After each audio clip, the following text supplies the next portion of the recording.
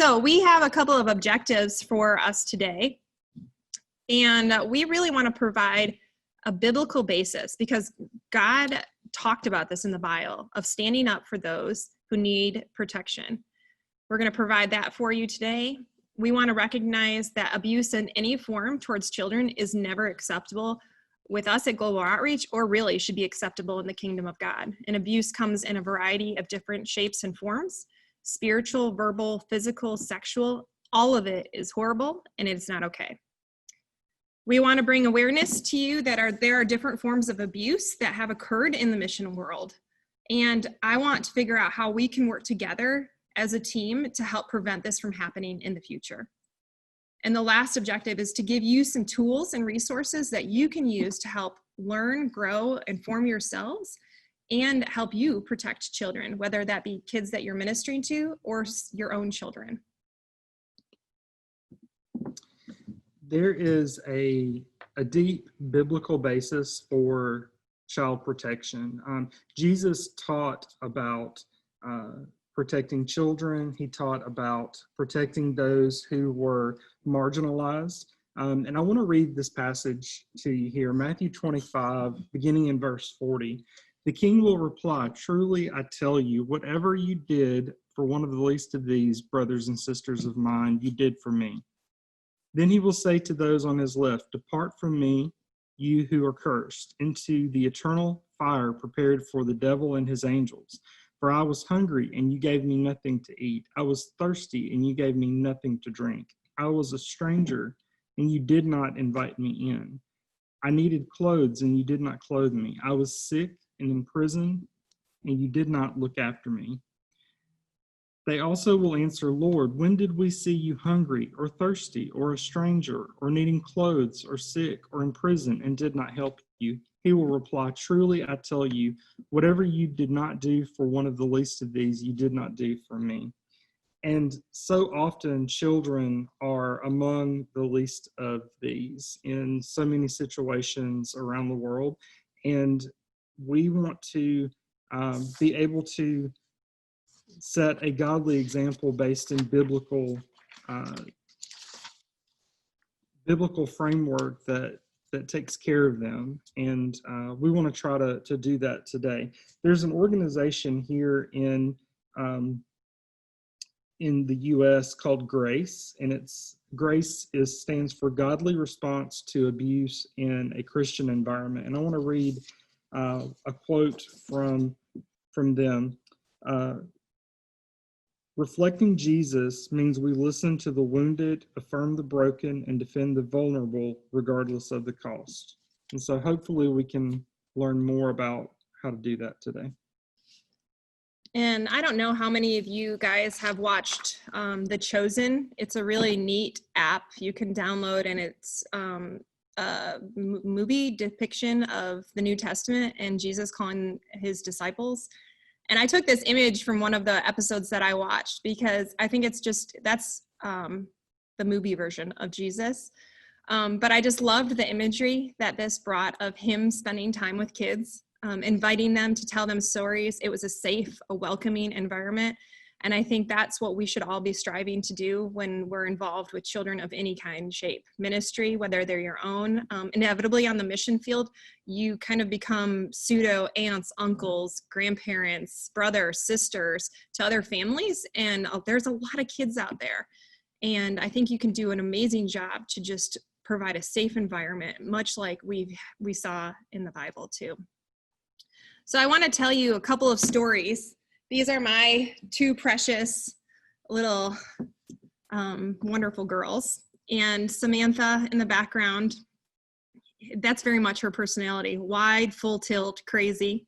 And then you see Juliet, a little bit calmer, probably listening on the first time when I say smile. And I didn't really understand before I had kids what this like mother bear, you kind of hear that where moms want to protect their kids at all costs. You see that in the wild. And I've had some different seasons where that has come out. And about 7 months ago, I was here at the home office and I got a message on my phone from my youngest, Juliet, the one in the pink. her teacher.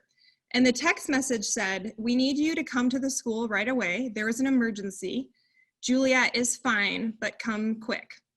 Well, that's never a good text message to get as a parent. I was actually right in the midst of working on this project with Marshall, framing out the protection policy at Global, writing a handbook. And so kind of horrific things were coming to my mind. So I arrived at the school and I saw the principal, and she wouldn't even make eye contact with me. I'm like, oh my gosh, like what's wrong? Did I do something wrong? Do they not like how I discipline? Did someone at school hurt her? Like, I mean, I was really going through the worst case scenario. John was out of town traveling. So I called him on the speakerphone and I said, I want you with me in this meeting, whatever we're about to hear. So they pulled me in a room, and it was the teacher, the principal, the guidance counselor. And they proceeded to tell me that a little boy in Juliet's classroom, they were all sitting on a carpet, hearing a story being read to them, and a little boy who was sitting next to her. Now, this is all out in the open, mind you. Sitting next to her took, and I'm going to use the correct anatomy here, so because that's important, but he took his penis out and he put it on her arm. And she was horrified. And immediately she raised her hand. She told her teacher, "Hey, I need to talk to you, something's wrong." The teacher stopped what she was doing, took Juliet outside, and asked her what happened. You know, I don't know maybe what she would have done if I hadn't been really digging into this subject, but I've really been talking to my girls about how to protect themselves, what's right, what's wrong. If they feel uncomfortable, what do they do? And I haven't been doing it in a scare tactic way, but just kind of casual conversation. Kids are very inquisitive.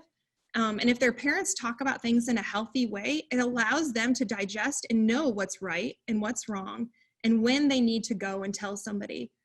And so the teacher's recounting this story to me at the school. And she's like, "I am so sorry. I was right there. I was watching. It just happened in a split second." And, you know, I wasn't angry at her. I mean, I was sad that this had to happen to my child at school, that she had to see a body part that she hadn't seen before of a different sex. But I knew that she had the tools to advocate on her behalf when she felt ashamed and nervous because something bad was happening. And I had to keep coaching her after that too. Like, it's not your fault. Nothing was wrong. That little boy made a silly mistake. Sometimes little boys do silly things and he wasn't thinking about it. But having tools in your belt to be able to talk, especially as a parent, really are helpful. And so kids can be able to speak up on their behalf. So that I'm telling you two very different stories. So that's one story, and that's my own. Now, the unfortunate side of missionary care in the home office is we do have to hear about crisis that happens. And unfortunately, a lot of the crisis that I have been let in on to help people walk through, to find resources for them, have involved their children. And so I'm going to tell you an archetype of a story. It's kind of blending a couple of different ones together so you just get a glimpse, because I think if we don't hear the reality, we don't need to be inundated in it, but if we don't hear the reality, we don't know the severity that this can cause. About a year ago, I was brought in by our director of member care at the time, and he proceeded to tell me that there was a situation of abuse on a compound. And the situation involved two MK little girls. And one of the little girls was abused by the older little girl. And both families were missionaries. Both were incredibly heartbroken that this had happened. And I think we were able to, you know, listen, hear, and help connect them to counselors that could then walk them through what would happen. After this, they both came off the field for a period of time to meet with counselors, to work on things in their family, to help grow and heal from this really horrible incident. One of the families ended up returning to the field, and they were in a very healthy place. That's not always the case. Sometimes they come off and they don't get help, and they don't end up in a healthy place. And I think the more that I'm in this position of working with missionary kids, the more I do want to continue to speak up on their behalf. I want to ask questions, and I want to bring up points where we can help kids be safer and help their parents have tools to be safer. So, Marshall, what do we do now? One of the most difficult things is to be in that situation and not know what to do. So we are trying to be proactive in our home office to have a plan and to have a policy about what should happen, what should not happen. So what I want to do is go over some highlights from our plan. And what I'd like you to do while I do that is think about the ministry context that you're going to be serving in. Because one of the really difficult things about this is because it around the world, our organization is in almost 50 countries we're represented in. So we have children in a lot of different places, and it is when you look at the big picture, some countries take child protection very seriously, and then others, because of social or cultural norms or other variables, it's not a big concern, or it's treated in a way that does not align with what I may think is the best way to handle something. So what I'd like you to do as I go through our policy is to try to think about your ministry context and where you will be,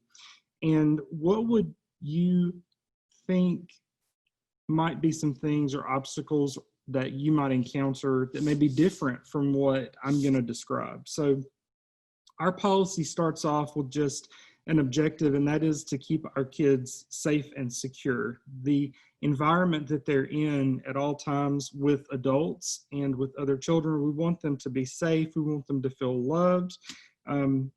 We consider minors or children to be anyone under the age of 18. That in and of itself is something that would be different around the world in different locations. All of our adults have to be 18 years of age or older, and we go through a selection process to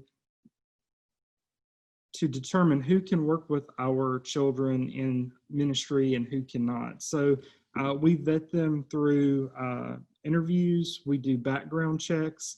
We have a policy that you have to be an active member of Global in volunteering, or you have to be an active member in one of our partner churches and have experience working with kids and have a pastor who can speak on your behalf in that. So we want to make sure that you are someone who has earned trust and has built a relationship with us. So there's time frames built around that, and that's really important to make sure that we can understand and know you, and that we can trust you with children.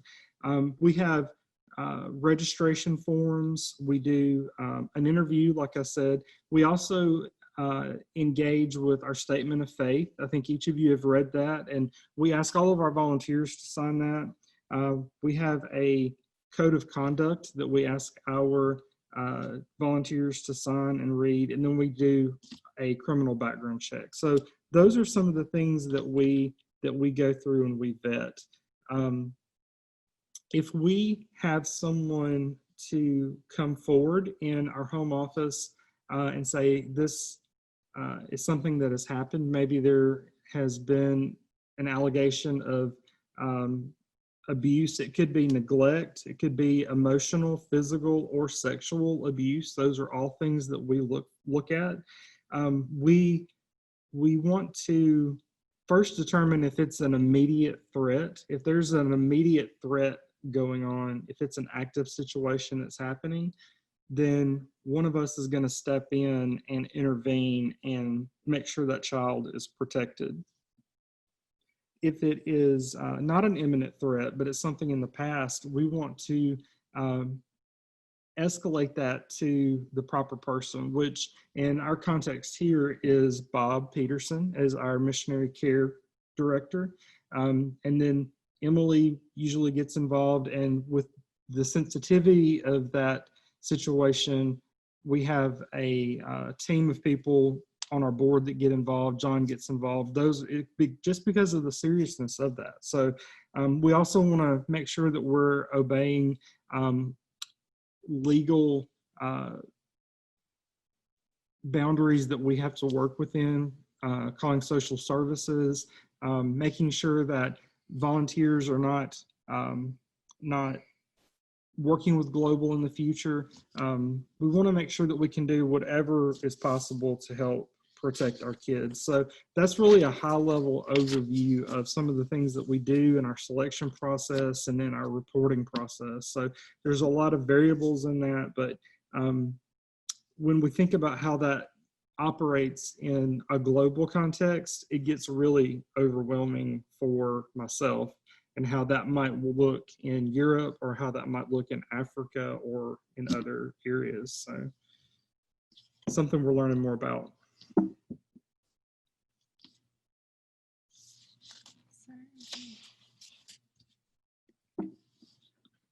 So I think one of the interesting things as we dive into this subject, man, I just continue to realize there's so much more that I can learn. And I don't have to be an expert. There's a lot of wonderful networks that are out there that are international as well as national organizations.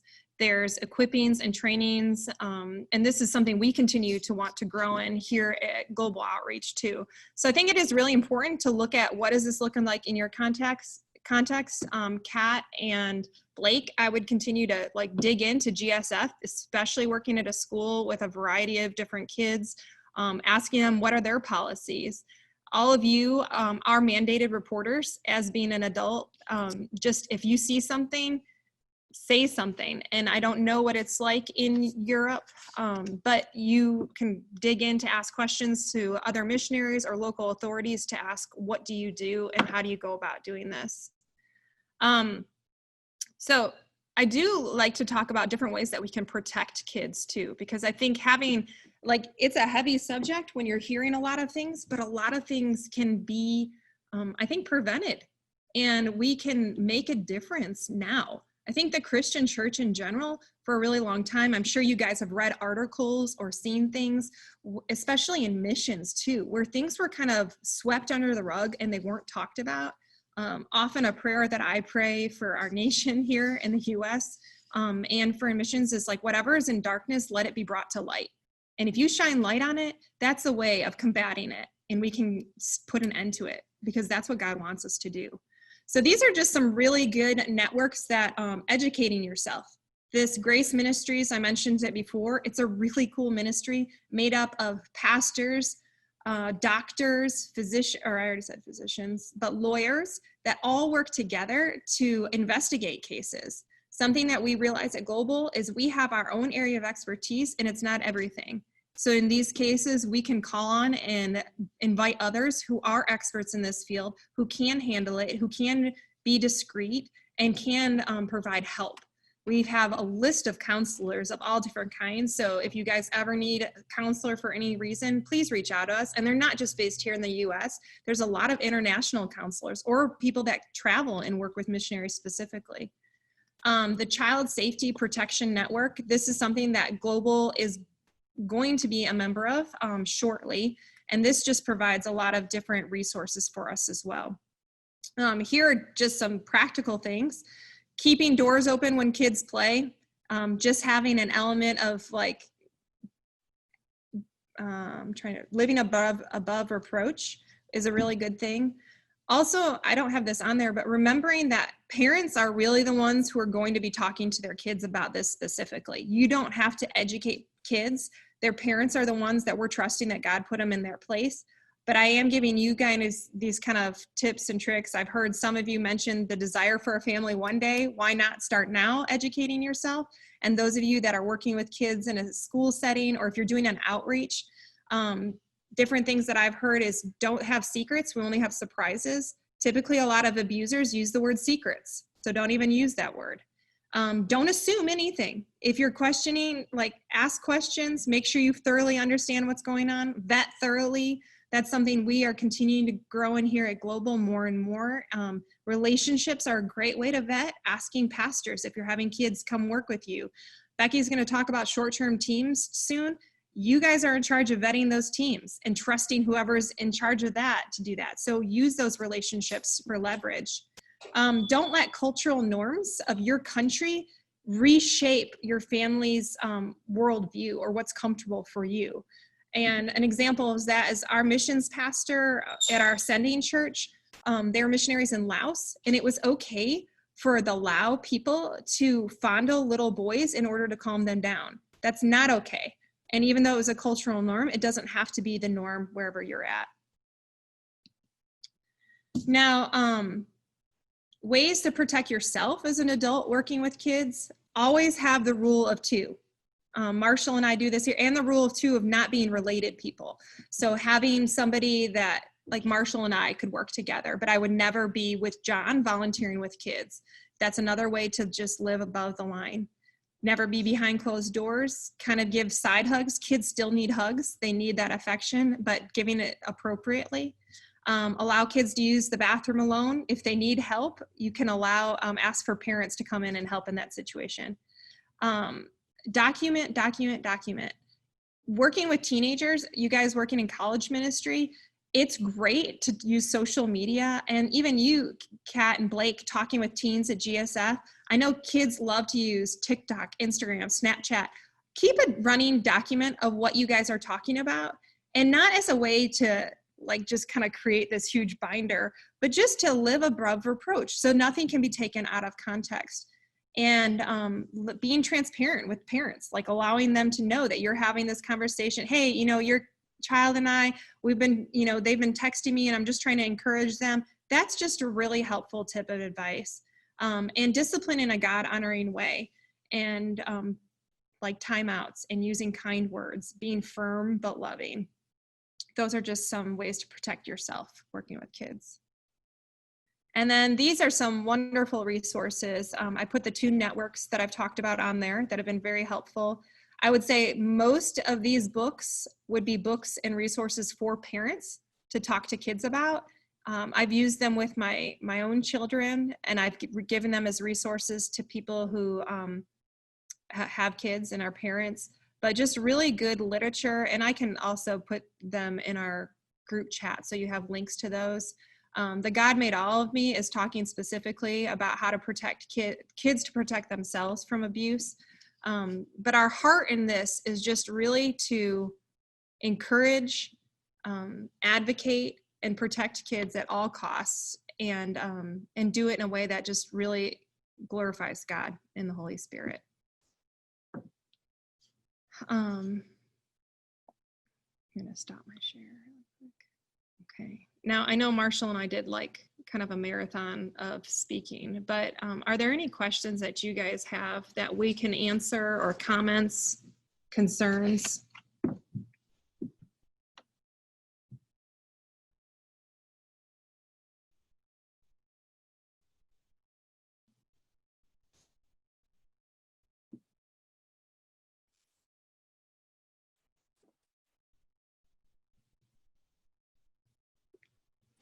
Yes, what is vet? Vetting, that's a great question. Because there's actually two words in English. Vet is a veterinarian, a doctor, and then vetting is doing your research and your background on whoever you're inviting to work with kids. So when we use it talking about working with children specifically, it's we're getting an application from them. We're checking with their pastor. How well do you know this person? We're even asking for character references from other, maybe bosses, employers. Then we're getting a background check. So those are different tools that we use to help vet. So it's like digging deeper to know this person better. Another really great way that we have just added on is Marshall helped me create a handbook. And it's all these kind of policies written in layman terms. And so they have to read that, and they have to sign that as another thing before they're allowed to work with kids. And so that's just all of that. The more research you can do on a person, the better it is, especially when they're working with children. That's a good question. Thank you, Draghi.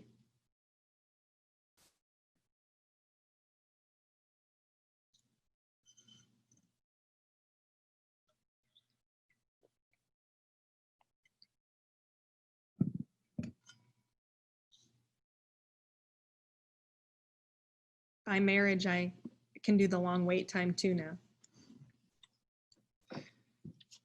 Can anyone think of a particularly difficult obstacle in the ministry context you're going to be in?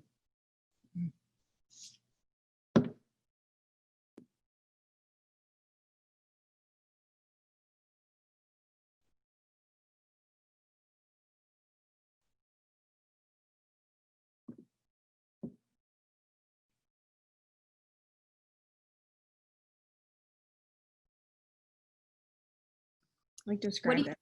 Question. Yeah. So I'll give an example here in the U.S. In small churches, a lot of people are very familiar with each other, and because they've known each other, so they don't like the concept of vetting their background, and so when you talk about child protection policies in small groups like small churches, it's something that makes people uncomfortable. So that's an obstacle that I've had in the past, even in the U.S. where it's very prevalent to do those kinds of things. It can still be an obstacle in certain groups because they feel almost like you don't trust them. Mm. And it's not about not trusting, but it's just about ensuring that everyone is consistently held to the same standards and accountable. You know, on that, we have an interesting part of our policy that we wrote together is that Global Outreach has to have a relationship, like our home office has to have a relationship with a volunteer for at least 6 months before they're allowed to volunteer with our kids. And so that's been a really great way to build relationship, to get to know them. Because, you know, when I'm trusted with 25 little kids that are coming for a week of missionary training, I want to put the best of the best with them, people who are going to show them the gospel, because a lot of these times, you guys, these kids that are coming, they don't know Jesus yet. Their parents are called to be missionaries, but they're still kind of shaping their worldview through Christ and kind of getting to know him. So why not use that as a time to really evangelize and share the gospel? And we want to do that well. So that's a kind of a cool part of our policy.